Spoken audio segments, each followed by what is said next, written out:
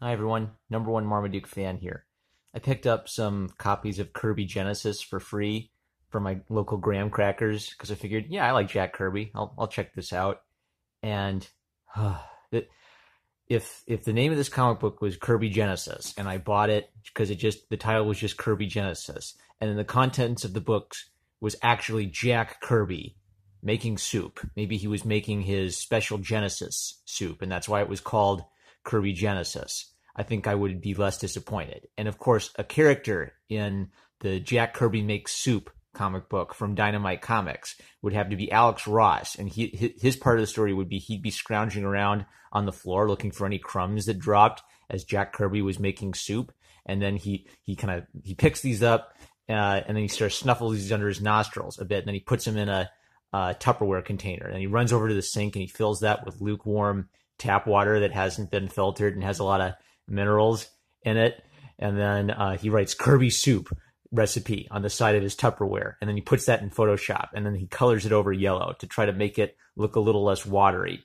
than it actually is. And as Alex Ross is doing that, Jack Kirby kind of looks over him and says, "Hey Alex, if you want my great Genesis soup recipe, I've got it right here. You can make this great soup too." And Alex Ross says, "No, I like cooking my way."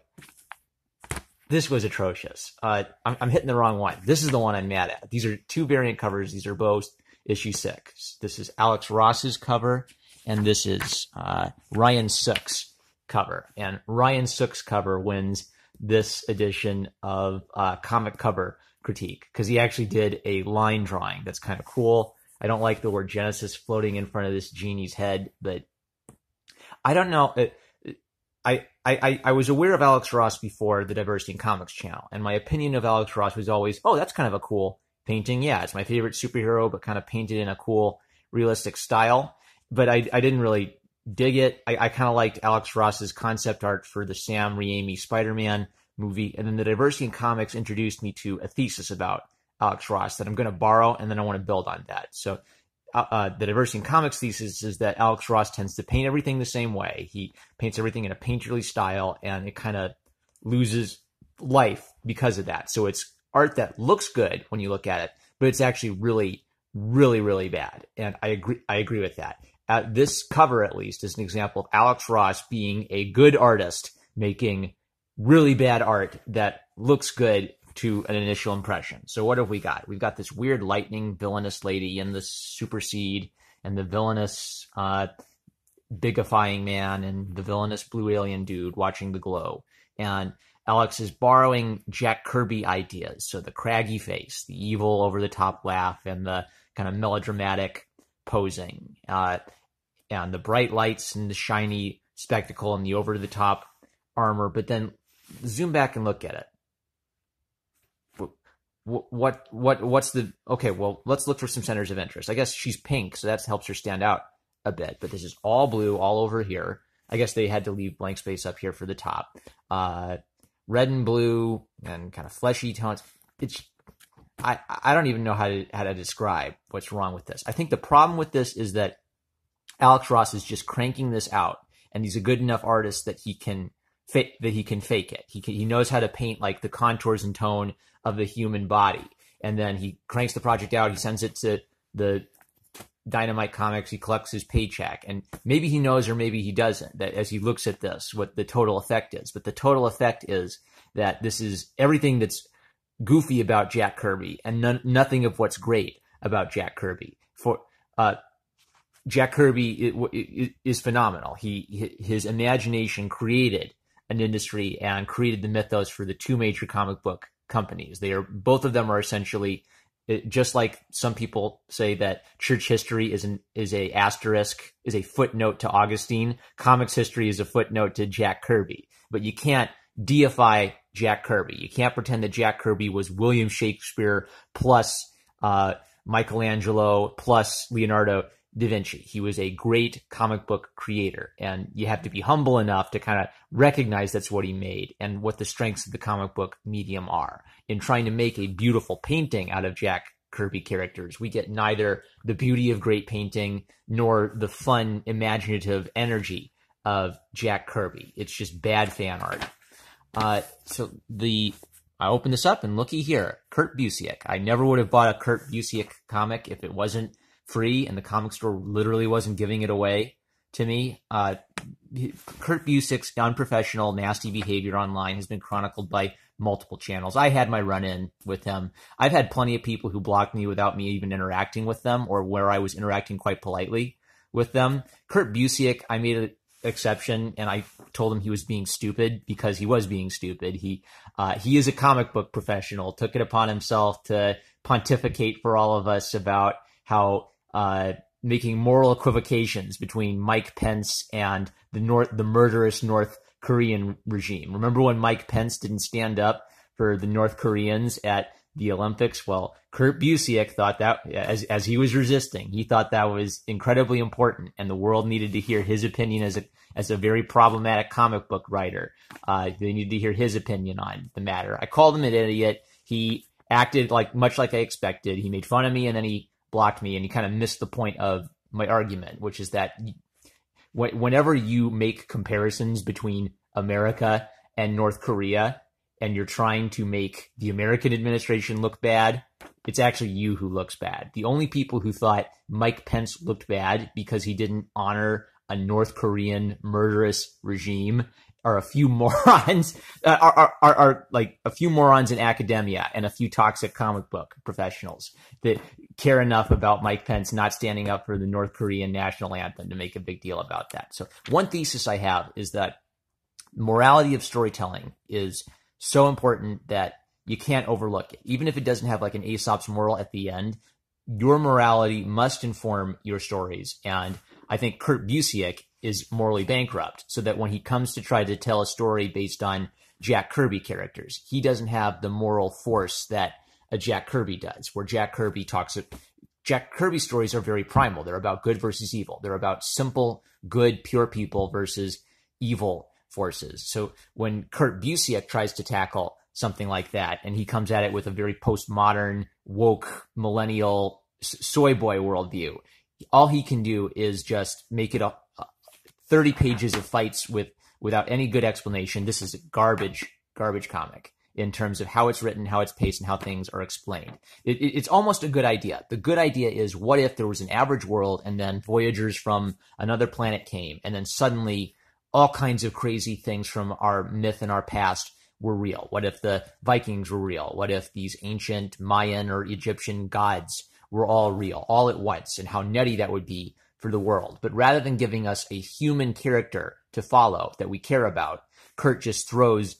endless nonsense at you. So if I was confused. This is about where I gave up. Page 2 and 3, I gave up, and I tried to slog through it. And then every page after page 2 and 3 was page 2 and 3 again, where all the problems of page 2 and 3 were repeated and made worse. No conveyance. This is just like what is it? I read a manga called Final Fantasy Type 0, where I said it was so dumb, it couldn't help you understand who the evil empire and who the good rebellion were. It's one thing to get people confused when you have tons of families with different politics for one another. It's another thing if you get people confused for a really basic evil aliens versus good guy ragtag group of heroes story. And there is no story here. This isn't a comic book. This is Alex Ross's Jack Kirby soup, where the art isn't that great. Plus Kurt Busiek's, let's see, what's the equivalent for writing the soup? Kurt Busiek's writing the recipe, but he's writing it with his left hand upside down because he's hoping that no one notices that he doesn't really know they don't really know what Jack Kirby's soup recipe is. And the whole time Jack Kirby's got his soup recipe right there saying, I've got my soup recipe, guys. It's great. We have lots of beautiful women. We have lots of great stories about good versus evil. No, that's problematic. But, I'm so triggered I can't even turn the page on this. All right, let's try this, because I think you need to see how bad this is for yourself for this to resonate with you. Alex Ross did direction and layouts. Jack Herbert and Alex Ross did art. So I'm guessing Alex Ross kind of sketched it out. Jack Herbert came in and drew, and Alex came in and drew a few parts. Ryan Sook, congratulations. You actually got some good line work with the you're going to notice, though. So why does this have like this group of 3 villains and this has a dragon in it? what do you call them, genie? Well, because they're committing to the bit of every fantastical creature coming alive at once, but they're not explaining any of this. Look at this. So, the reporter tells us that the Wanderers are here. Okay, that helped me convey a little bit about what's going on. Aliens are here, and things are happening, and now, okay, ancient fire guys are here, and maybe superhero teams are here, and soldiers are fighting, and genie's yelling Ashaya, and he's slamming the ice, and boy, a dragon's fighting this big guy, and now the Northmen, these sort of Norse god-esque characters have shown up. And they fight, and meanwhile, on the other, back at the ranch, Spartans peer out of a glowy yellow thing, and a guy looks down at these people who froze them, and they talk, and these ancient dudes are back. Oh, look, this is a nice ad. The spider. Hey, that looks kind of cool.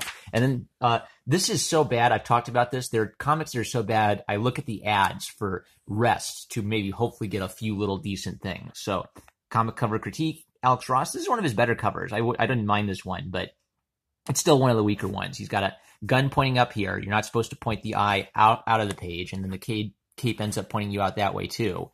There's space here for the logo, but the coolest thing about it actually is this big shape and the lines of the spider webs on the spider's cape.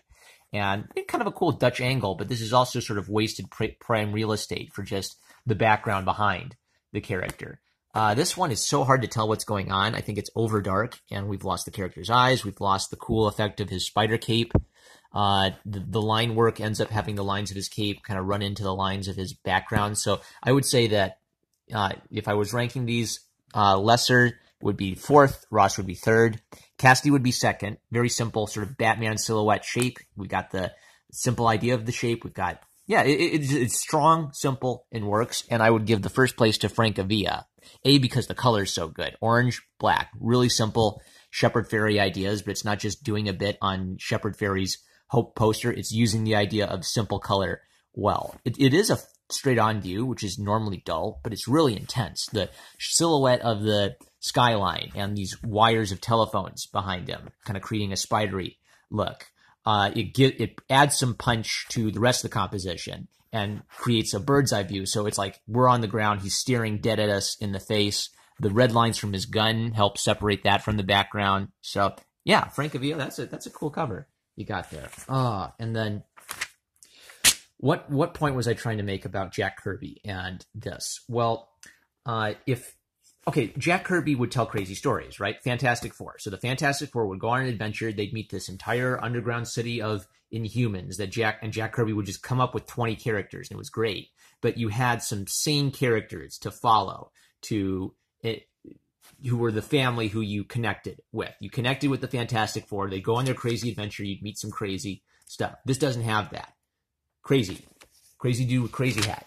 Crazy dudes exploding crazy stuff. Crazy dude looking down at them, and they do this kind of like retconny thing where they say, oh, well, maybe the way you look has been affected by the aliens because it's like all of you just popped out of nowhere. It's like they're trying to retcon the Jack Kirby-ness of the abstract lines and shapes on the designs because Mayans didn't really look like Jack Kirby characters. Jack Kirby would just take general inspiration from all these cultures and ideas. He would culturally appropriate because comics is an inherently problematic medium from the perspective of academic, woke, social justice, art theorists. That's a separate thesis, but I've talked about that several times in the past, but this comic reminded me of that for several reasons too. Shadow with Garth Ennis. Well, I really liked Punisher the Platoons, and this was before the SJW Shadow, right? Maybe I'll give that a chance. Gosh. The use of dark and the use of color. Okay, I have like multiple nega theses all fighting each other for attention, but this comic is just so bad, I just keep getting disgusted by it. All right, so the Diversity in Comics channel, plenty of people have made fun of modern Photoshop coloring, fighting good black and white art. And I guess what just got driven home for me reading this one is I've always agreed with that. I've expressed a similar sentiment that if you have simple black and white line art for comics, you should have simple color to complement that.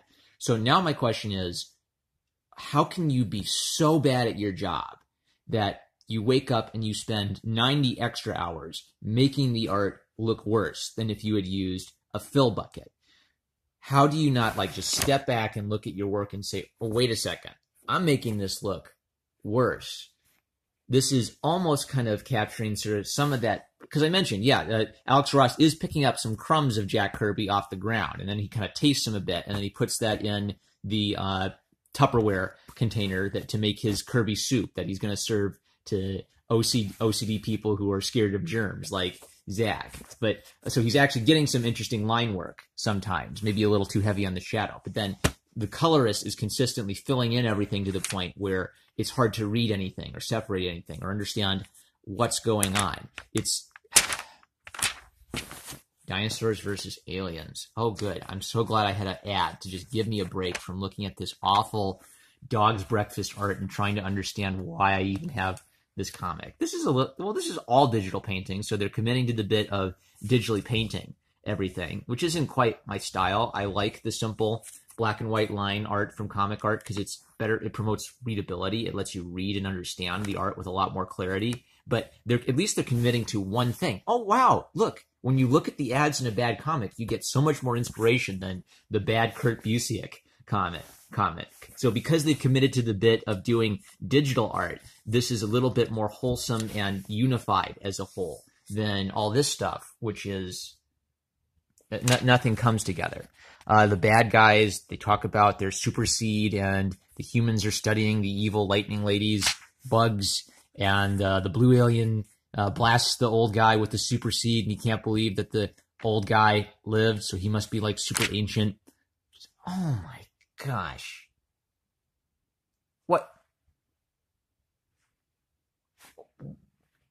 What's going on? Let's do the glasses test. It's a big fat blue and red blob. There's nothing. What? Okay. This is so bad. I'm trying to formulate my thoughts on why this is bad and make an actual concrete point. It's driving my thoughts away. Okay. Well, I guess they're doing a diagonal panel thing. Just make this black and white art. Don't do the color, for Pete's sake. All right, so that's a bit manga-esque, kind of doing cool stuff diagonally with the panels. It's not like they're the only ones who do that. And then it comes down here. Everything's fighting with each other. It's an all-over composition where there's no place to rest, and there's no... I guess maybe the face is the closest thing you have, but I don't know. I can see reading this why just some guy did a vid on just how huge the numbers of manga sales are in Japan. So even if manga doesn't sell quite as well as American comics in America, worldwide it's not even close. And I can see why, looking at this comic, even the worst manga I read all year was Final Fantasy Type 0, and there were some cutesy weeby faces, and there were some contorted hands and poses and some weak action. But this is just this doesn't even come close. It's possible for you to be good at telling stories, but not good at action, or really good at action scenes, but not good at telling stories. But there does seem to be sort of maybe like this minimum level of quality where if you get people enough, you have a feel for what makes a dynamic action scene and a good human story. That's it. Comic books at their worst are just a bunch of goofy guys in suits running into each other. And this is a bunch of goofy guys in suits running into each other without explanation. Comic books at their best take some higher ideas about, truth and beauty and goodness, and they kind of bring that down into a fun, escapist fantasy world where you come away from the comic book experience having read something that's more than just good guys versus bad guys, but you have a feel for what heroism might entail in sort of a simple, in a simple story that's very short and to the point. And manga I've read, a lot of it, there's bad manga and good manga, but when I pick up a manga book, generally they get a feel for following a character and caring about a character's experience, even if it's a more roast-worthy manga like Yu-Gi-Oh! Or something. One of my friends got me into Yu-Gi-Oh! Even though I wasn't into that as a little kid. Even in a dumb card game anime or a dumb card game manga, they still care enough about the characters to maybe make a point about you following the character's journey to an extent. This has no journey. This has no one I can connect with. And then as a consequence of that, the action scenes are just 20 more bad guys show up or 20 more good guys show up. Hey, guess what? More good guys are here. And the action scene is essentially them flying at one another. There's no strategy. There's no coolness. Boku no Hero Academia. He'll have like this fight where he's injuring himself in every part of the fight as he's flicking his fingers and making, explosions of wind. And he's strategizing as he's doing it. So that kind of a fight scene works both as a character moment because it's showing us the drive and commitment of the young man thinking about the why he's behind the eight ball while he's at a strategic disadvantage, and showing us just how much passion he has. You care about him as a character. And then the fight itself is actually kind of cool because you understand what's going on. This conveys nothing. It doesn't communicate anything of what's going on. And apart from just like sinister laughing bad guys, there's no morality to this story. And then, wouldn't you know it, in the very last page, someone shows up and says, "Ta-da, allow me to introduce myself. I'm yet another crazy character." All right, so Kurt Busiek, I think one reason that SJWs yell so much hatred at fans is I think they have a lot of self-hatred. Because look at this. Kurt Busiek is a progressive. Kurt Busiek, hashtag I'm with her. Why is Kurt Busiek allowing his name to appear on comic books for a company that perpetuates the objectification and the oppression of women with such male gaze images as these? Well, he might say, oh, well, I didn't work on these comic books personally. I saw plenty of busty broads in this one, Kurt Busiek. And I think you might say, well, does he not really believe in social justice warriorism as an idea? I think he believes in it, but he doesn't believe in it to the extent that he's actually willing to act as if what the woke progressive left says about intersectional theory is actually true. If it was actually true that images of busty babes contributed to the oppression of women, then the only consistent thing to do would be to remove yourself from something which actively contributes to the oppression of women. Kurt Busiek is not willing to do that. He's willing to insult people and demagogue people and yell words like sexist, racist, homophobe online on his Twitter, but he is not willing to live his life consistently in his industry. He is entirely happy to profit from writing for an industry that was built upon the groundwork that Jack Kirby laid. And the groundwork that Jack Kirby laid is inherently anti-progressive.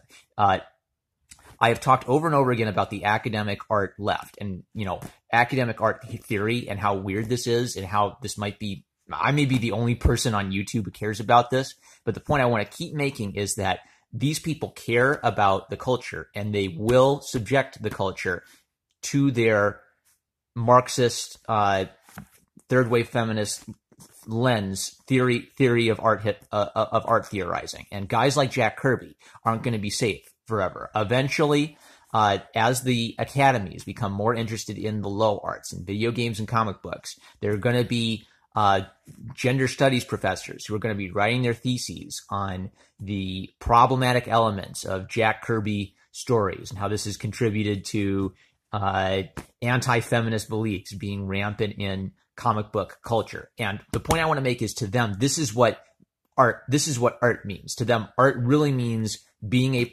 not just a progressive, but a social justice warrior and tut-tutting about problematic elements of art, more so than making art. They would prioritize writing and talking about problematic, unprogressive, I can't believe this is happening in current year kind of stuff in comic books and video games than over actually teaching young people how to make art, which is where the Daryl Leos and the Heather Antos and the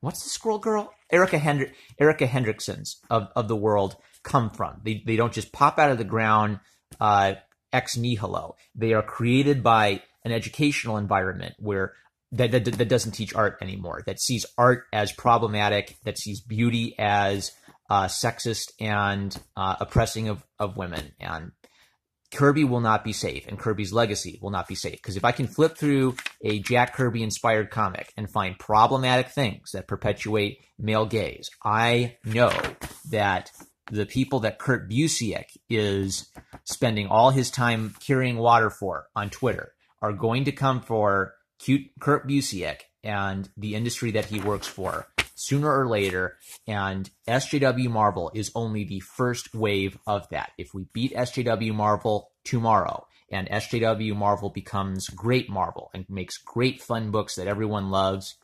then the day after that, the academies will be producing the next generation of milkshake girls, and we'll have to start this all over again. And I'm not saying that to depress you. I'm just saying that this fight is bigger than a couple years worth of bad comics. So, out of respect for Sook, I will not be ripping the Sook comic. I have said before, I don't think I would ever rip a comic book. I would rather draw on a comic book, but unless I could get no artistic inspiration from it. I can get absolutely no artistic inspiration out of this dog's breakfast of a comic. And Kurt Busiek, congratulations. Oh boy, how did Zach ever do this? Oh, good grief. Oh no. Oh, this is worse. This is the worst channel ever. This is the worst channel ever. Oh, I hope I got this. Oh, golly. Man, I've got newfound respect for Zach. I don't know how he did that.